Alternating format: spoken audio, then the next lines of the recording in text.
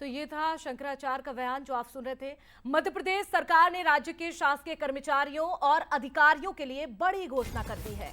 इस वक्त की ये बड़ी खबर, मुख्यमंत्री डॉक्टर मोहन यादव ने कहा कि एमपी में कर्मचारियों के तबादले 1 से 31 मई के बीच में किए जाएंगे और जल्द ही नई ट्रांसफर पॉलिसी को अगली कैबिनेट बैठक में लाया जाएगा।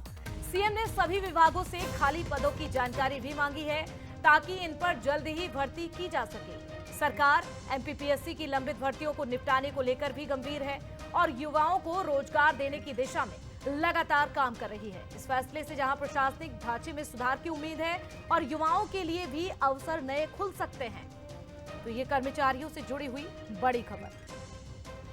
हमारे द्वारा प्रयास किया जा रहा है कि आने वाले अगली कैबिनेट तक ट्रांसफर पॉलिसी पे भी हम कुछ काम करें। मैं उम्मीद करूंगा कि जिस प्रकार से हमने अपने अधिकारी कर्मचारियों के लिए भी हित की बात कही है, अलग अलग उनके वेतन भत्ते सभी प्रकार के पेंडिंग कामों को निराकरण की दिशा में बात की है, इसी प्रकार से हम कोशिश कर रहे हैं कि सबके बीच में से निकाल करके उनके हितों को प्राथमिकता रखते हुए जितने खाली पद हैं उनको भी जल्दी से जल्दी भरें। मुख्यमंत्री डॉक्टर मोहन यादव की अध्यक्षता में हुई कैबिनेट बैठक में अहम प्रस्तावों पर मोहर लगाई गई है। डिप्टी सीएम राजेंद्र शुक्ला ने जहां कैबिनेट में हुए फैसलों के बारे में जानकारी दी, उन्होंने बताया कि ग्वालियर में देश का पहला टेलीकॉम मैन्युफैक्चरिंग जोन बन सके, इसके लिए राज्य शासन ने केंद्र सरकार को सहमति भेज दी है। 15 मई तक मुख्यमंत्री कन्यादान योजना के तहत कार्यक्रम यथावत होंगे, जहां अधिकतम 200 जोड़ों का विवाह भी किया जाएगा। उन्होंने आगे कहा कि 1000 से 2000 शादियां करने में मेले जैसी स्थिति बन जाती है। पिछले दिनों गांधी सागर अभयारण्य में 2 चीतों के पुनर्स्थापन का बहुत ही सफल प्रयोग हुआ है।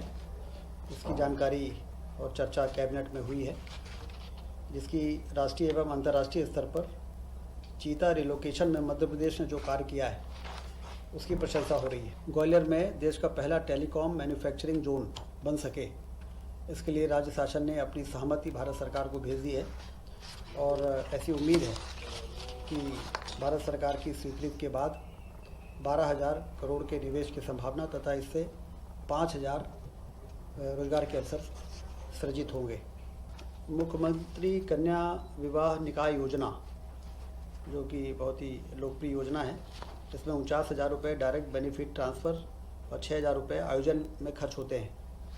इसमें अभी 15 मई तक जो भी पंजीयन पूरे प्रदेश में हुए हैं सामूहिक विवाह के लिए, वो तो उसी प्रकार से यथावत आयोजन होंगे और भविष्य में अब इसमें कुछ संशोधन करते हुए ये निर्णय लिया है कि कम से कम 11 और अधिकतम 200 जोड़ों का ही एक स्थान पर विवाह होगा।